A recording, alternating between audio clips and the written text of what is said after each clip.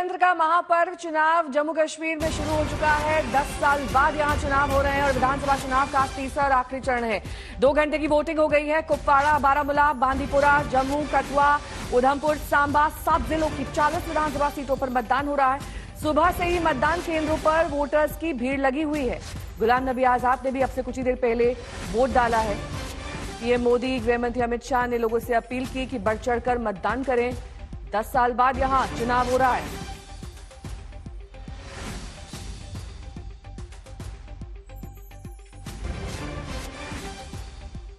तीन तस्वीरें आपके सामने हैं। अंतिम चरण का मतदान चल रहा है।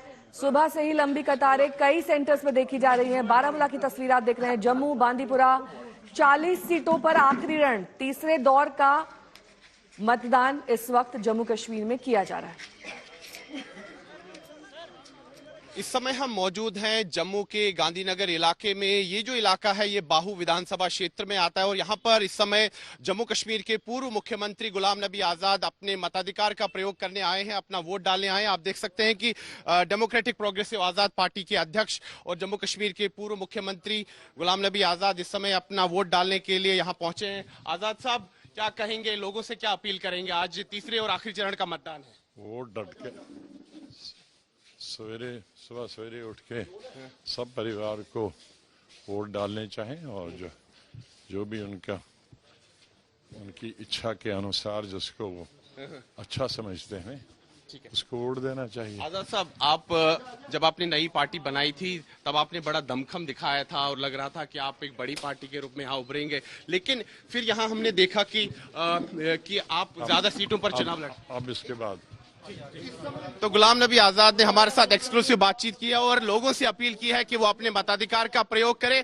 10 बरस के बाद, जैसा आपने कहा, विधानसभा का चुनाव हो रहा है और उसके साथ एक और दूसरी बात ये भी जुड़ी है कि इस बार लगभग 50 बरस के बाद बाकी देश की तरह, बाकी प्रदेशों की तरह 5 बरस के लिए विधानसभा का चुनाव किया जाएगा, क्योंकि 370 की आड़ लेकर के यहाँ पर सत्ताधारी पार्टियों ने इसका अवधि काल 6 बरस चलने दिया। हमारा ये मानना है कि अनुच्छेद 370 का दुरुपयोग उन लोगों के द्वारा किया गया जो अपने वंशवाद की राजनीति स्वार्थ का पालन करते थे और आम आदमी को उससे कोई लाभ नहीं पहुंचा। और ये जो आज 5 बरस के लिए विधानसभा का चुनाव हो रहा है, ये भी उसी का एक संकेत है। मेरे दो सहयोगी इस वक्त तमाम जानकारी के साथ जुड़ गए हैं। मीर फरीद हमारे साथ जुड़ गए हैं, सुनील जी भट्ट हमारे साथ हैं। लेकिन सबसे पहले मीर, आपका रुख करते हुए, क्योंकि जिस तरीके से सुबह से मतदान हो रहा है, किस तरह का उत्साह लोगों में देखा जा रहा है? क्योंकि आपके ठीक पीछे काफी ज्यादा भीड़ दिखाई दे रही है। क्या लोगों से बातचीत संभव है?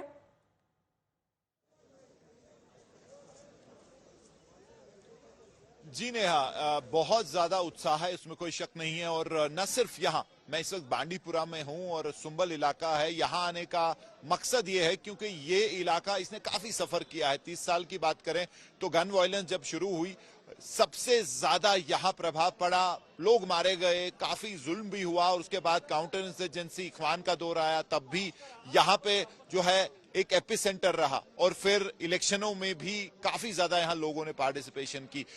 मेरे पीछे आप देख सकते हैं, ये सुबह से ही लंबी कतारें लगी हुई हैं और ये दृश्य आपको नॉर्थ कश्मीर, उत्तरी कश्मीर के अलग अलग हिस्सों से मिलेंगे। सभी ये सोच के चल रहे हैं क्योंकि यहाँ हमेशा अच्छा मतदान होता है, तो इस बार सारे रिकॉर्ड टूटेंगे। मुद्दे वही हैं, सड़क, बिजली, पानी भी है। कुछ लोगों के लिए 370 का भी मुद्दा है। कुछ लोग जो है चाहते हैं कि बेरोजगारी खत्म हो। हम बात करने की कोशिश करेंगे। आपका नाम? वसीम साहब, पहली बार वोट दे रहे हैं? इससे पहले दिया? इससे पहले भी दिया। बदला उस वोट से कुछ, इस वोट से क्या उम्मीद है? इस वोट से मैं ये बताना चाहता हूँ कि यहाँ अच्छा होना चाहिए। मार्च जो वोट डालना उसको, उसकी कीमत। तो क्या मुद्दे हैं आपके, क्या बदलाव चाहते हैं? एक मसला बता दीजिए। हम का बदलाव चाहना चाहते हैं ये कि जो पढ़ा लिखा होता है उसको नौकरी दे। नौकरी नहीं है? नौकरी नहीं है आपकी? नौकरी नहीं मिलती है? बेरोजगारी काफी है? बेरोजगारी काफी है। जी, आप कुछ बोल रहे थे। बेरोजगारी है जी, आप बताइए। बेरोजगारी है? बेरोजगारी बहुत है यहाँ। पानी का मसला है, बिजली का मसला है, सड़कों का ठीक है, मैं मसला लौटूंगी आपके पास। इसलिए मीर वो फरीद मेरे सहयोगी बांदीपुरा से, वहीं नगरोटा से मेरी सहयोगी कमलजीत संधू इस वक्त तमाम जानकारी के साथ जुड़ गई हैं। कमलजीत, सुबह से वहां पर कितने फीसदी मतदान हुआ है, क्या कुछ आप देख पा रही हैं वहां पर, क्या इस वक्त माहौल है? देखिए, लोगों का तांता जरूर लगा हुआ है, लेकिन हम वहां से हटकर आ गए हैं नगरोटा के बीजेपी कैंडिडेट देवेंद्र राणा के घर पे। एक इंपॉर्टेंट प्लेयर हैं, एक इंपॉर्टेंट शख्स हैं। खासतौर पर बात करें जितेंद्र सिंह हैं, जो कि केंद्र में मंत्री हैं, उनके भाई भी हैं। कुछ सालों पहले तक वो नेशनल कॉन्फ्रेंस में थे और वहां से वो अब भाजपा में आ गए हैं, और उनका जो मुकाबला है वो जोगेंद्र सिंह थे। तो इतना आसान सीट नहीं है, जहां पे हम माना जाता है कि जम्मू साइड में, जम्मू डिवीजन में बीजेपी की अपनी एक पकड़ है, लेकिन नगरोटा सीट में भी अब फाइट हो रही है। तो जाहिर सी बात है, यहां पर एक बहुत अहम पड़ाव है, और खास तौर पे एक बड़े चेहरे के नाम पर उभरे हैं देवेंद्र राणा।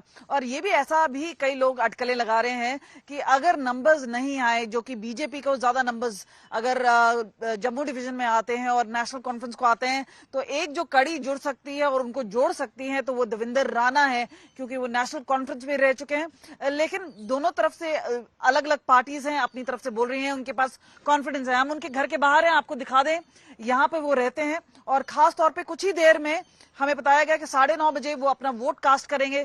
तो अभी उनकी तैयारी पूरी है, और जाहिर सी बात है इस समय का टाइम है जहाँ पे पूजा पाठ करके ठीक है, लौटेंगे आपके पास। सुनील जी भट्ट मेरे सहयोगी जुड़ गए हैं तमाम जानकारी के साथ। सुनील, आखिरी दौर का मतदान जम्मू कश्मीर में 40 सीटों पर यह मतदान हो रहा है। कौन सी हाई प्रोफाइल सीटें हैं जिस पर सबकी नजरें टिकी हुई हैं और जहां पर मुकाबला बेहद दिलचस्प है?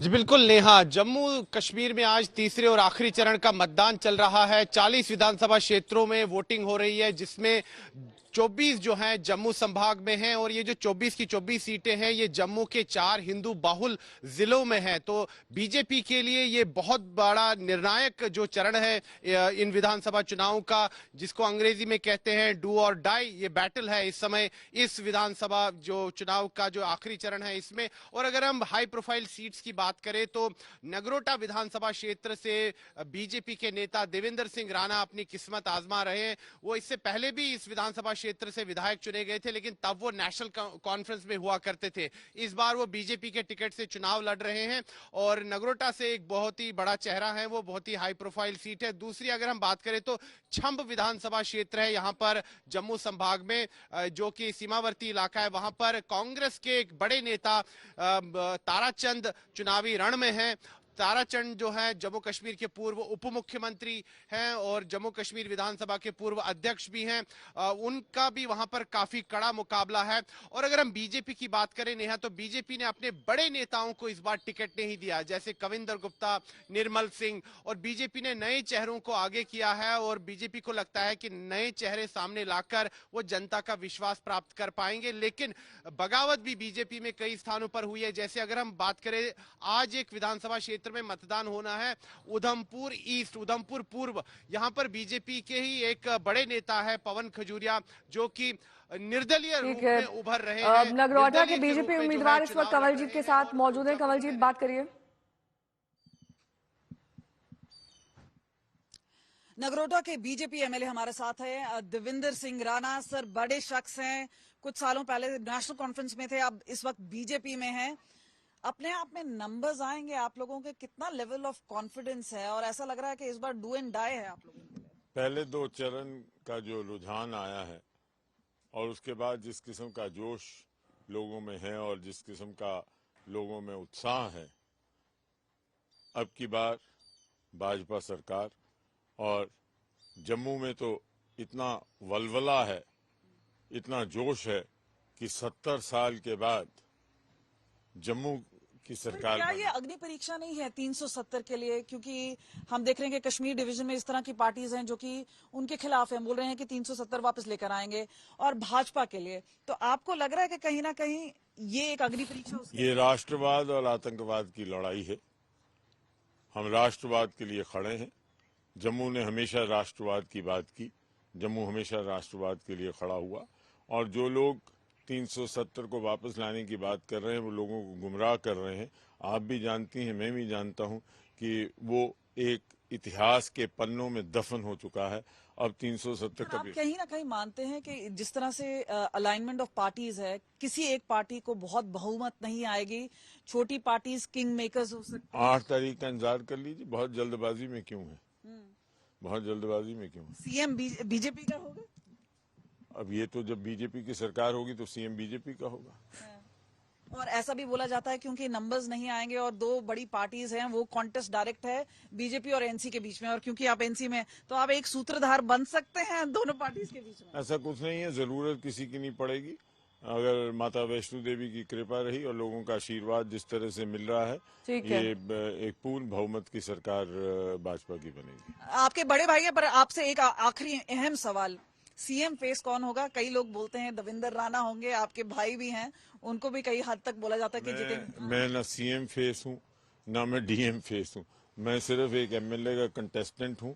और मैं माता वैष्णो देवी से और अपने लोगों से यही हाथ जोड़ के विनती करता हूं कि मुझे चौथी बार एमएलए बनाएं और मैं उनके चरणों की धूल बन के उनकी सेवा करूं। पहला एक्सक्लूसिव इंटरव्यू आज तक पर देवेंद्र राणा बिल्कुल अग्नि परीक्षा पे और कगार पर हैं। नगरोटा की एक लड़ाई है, साथ में भाजपा के लिए बहुत अहम चुनाव है, जम्मू कश्मीर के लास्ट फेज में एक अहम लड़ाई लड़ रहे हैं। ठीक है, बहुत बहुत शुक्रिया आप सभी का इस तमाम जानकारी के लिए। इस बीच आपको 3 तस्वीरें दिखाए थे जम्मू, बारामूला और बांदीपुरा की, जहां पर 2 घंटे का मतदान हो चुका है। गुलाम नबी आजाद पूर्व सीएम जम्मू कश्मीर अपना वोट डाल चुके हैं।